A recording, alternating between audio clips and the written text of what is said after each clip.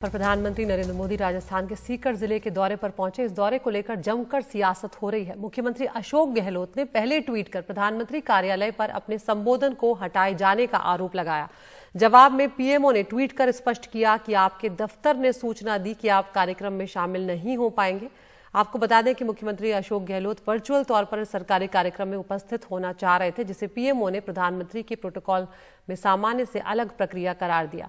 बाद में पीएमओ के ट्वीट के जवाब में फिर से अशोक गहलोत ने ट्वीट कर अपने संबोधन को लेकर पीएमओ को तथ्यों से अनजान बताया और कहा कि मेरे पैर में तकलीफ की वजह से कार्यक्रम में शामिल नहीं हो पाने की सूचना आधिकारिक तौर पर दी गई थी। तो यहाँ पर अब अशोक गहलोत के पहुंचने को लेकर उनका जो रिकॉर्डेड बयान था उसको चलाने को लेकर दोनों ही पक्षों में आरोप प्रत्यारोप यहाँ पर हो रहे हैं। यहाँ पर आपको अशोक गहलोत का ट्वीट हम दिखाते हैं, जिसमें उन्होंने दोबारा जो ट्वीट किया उसमें उन्होंने लिखा है कि माननीय प्रधानमंत्री जी, आपके कार्यालय ने मेरे ट्वीट पर संज्ञान लिया, परंतु संभवतः उन्हें भी तथ्यों से अवगत नहीं करवाया गया है। भारत सरकार के स्वास्थ्य मंत्रालय से भेजे गए प्रस्तावित मिनट टू मिनट कार्यक्रम में मेरा संबोधन रखा गया था।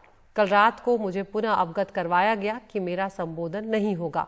मेरे कार्यालय ने भारत सरकार को अवगत करवाया था कि डॉक्टर्स की राय के अनुसार पैर में लगी चोट के कारण मैं वीडियो कॉन्फ्रेंसिंग से कार्यक्रम में शामिल रहूंगा और मेरे मंत्रीगण कार्यक्रम स्थल पर पहुंचेंगे। अभी भी मैं राजस्थान के हित में इस कार्यक्रम में वीडियो कॉन्फ्रेंसिंग के माध्यम से नॉन इंटरैक्टिव मोड पर शामिल रहूंगा। आपके संज्ञान के लिए पूर्व में प्राप्त मिनट टू मिनट एक कार्यक्रम जो है उससे भेजा गया पत्र साझा में कर रहा हूं।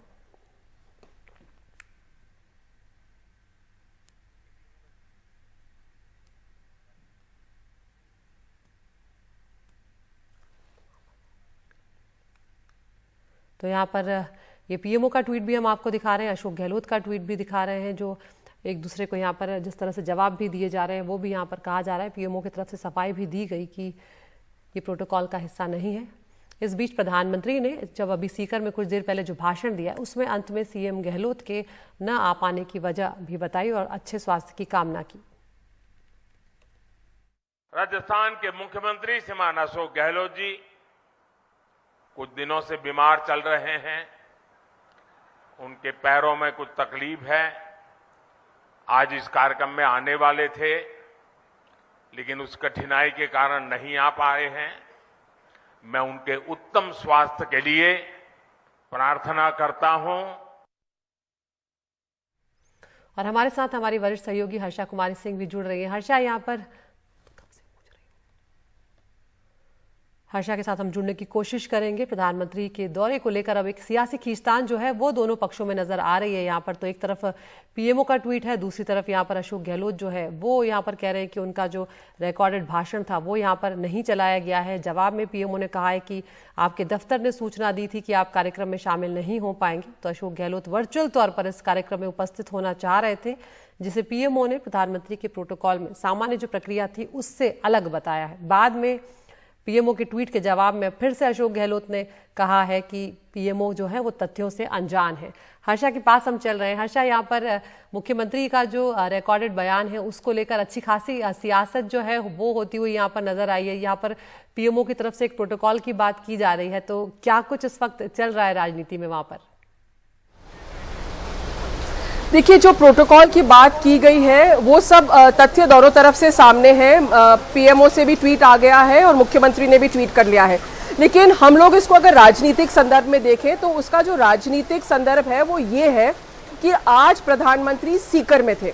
सीकर राजस्थान के एकदम बीच में है, बहुत महत्वपूर्ण जिला है, क्योंकि यहाँ पर जो जाट समुदाय है, जाट समुदाय और जो जाट वोट है करीब 9% है पूरा राजस्थान में, वो बहुत निर्णायक रहता है।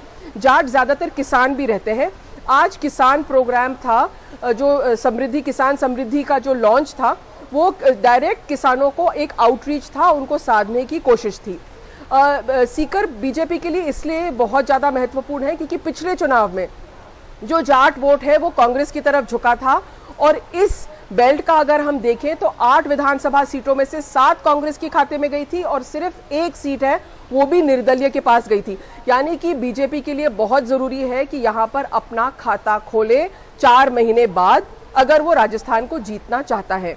दूसरी ओर अशोक गहलोत के लिए भी बहुत जरूरी है कि इस वोट बैंक को वो भी साधे और उनको लग रहा था कि अगर वो इस प्रोग्राम में शामिल होते तो उनको भी एक अवसर मिलता, एक राजनीतिक मंच मिलता। लेकिन इस राजनीतिक मंच से उन्हें किसी तरह से दरकिनार कर दिया गया, ये उनका आरोप है और इसलिए वो दुखी भी है और एक तरह से राजनीतिक रूप से उनको लग रहा है कि उनको आउट मनूवर कर दिया गया है। इसलिए ये जो ट्वीट्स आगे पीछे जा रहे हैं, ये इसलिए जा रहे हैं क्योंकि ये बहुत ही महत्वपूर्ण है। साथ ही दो ऐसी चीजें हुई हैं जिसमें अशोक गहलोत ने अपने समाज कल्याण योजनाओं में उसको बहुत बड़ा एक पुश दिया है। जो मेडिकल कॉलेजेस हैं जिलों में, 7 जिलों में मेडिकल कॉलेजेस खोली गई हैं। तो जो चिरंजीवी जो फ्री मेडिसिन स्कीम लेके आए थे अशोक गहलोत, चिरंजीवी बीमा योजना लेके आए हैं, मतलब फ्लैगशिप स्कीम्स है उनके लिए स्वास्थ्य से जुड़ी हुई। और ऐसे में उनके लॉन्च में अगर वो नहीं रहे तो उनको राजनीतिक रूप से जरूर एक सेटबैक हम कह सकते हैं या दुख हम कह सकते हैं कि वो जरूर महसूस होएगा, क्योंकि वो उस टाइम फिर वो अपनी जो स्कीमें हैं, जो उन्होंने काम किया है, उनको बोलने का, उसको बताने का अवसर नहीं मिलेगा। लेकिन अब वो अपनी गैस सिलेंडर वाली योजना की स्कीम का लॉन्च में चले गए हैं और वहाँ पर भी वो भी एक फ्लैगशिप स्कीम है कि वो 500 रुपये का सिलेंडर जो है वो सिर्फ राजस्थान में दे रहे हैं। जी बिल्कुल हर्षा, जिस तरह से आप बता रही हैं कि सीकर जो है बिल्कुल बीचों बीच है और ऐसे में यहाँ पर दोनों ही पार्टियों के लिए अपनी पकड़ मजबूत करना बेहद जरूरी है। लेकिन ज्यादा चुनौतीपूर्ण हर्षा किसके लिए लग रहा है, क्योंकि कांग्रेस की पकड़ वहां पर पहले से है पिछले चुनाव के चलते, तो क्या ऐसे में यहाँ पर एंटी इनकम्बेंसी फैक्टर कुछ नजर आता है कांग्रेस के लिए, या अभी और थोड़ा वक्त लगेगा वहां पर जनता के मूड को समझने में? देखिए, जहां तक राजनीति का मतलब जो गढ़ का सवाल है, कुछ ऐसे कॉन्स्टिट्यूएंसीज होते हैं जहां पर बीजेपी हमेशा ही कंफर्टेबल रहती है। जैसे फॉर एग्जांपल अजमेर है, हमेशा ही बीजेपी वहां से जीतती आती है। लेकिन कुछ ऐसे वोट बैंक होते हैं जो इधर उधर शिफ्ट हो जाते हैं। जैसे जो गुर्जर वोट बैंक है, जिसके साथ सचिन पायलट जुड़े हुए थे, वो पूरा वोट बैंक बीजेपी का था, लेकिन पिछले चुनाव में पूरा वोट बैंक कांग्रेस को शिफ्ट हो गया क्योंकि उनको लग रहा था कि सचिन पायलट मुख्यमंत्री बनेंगे।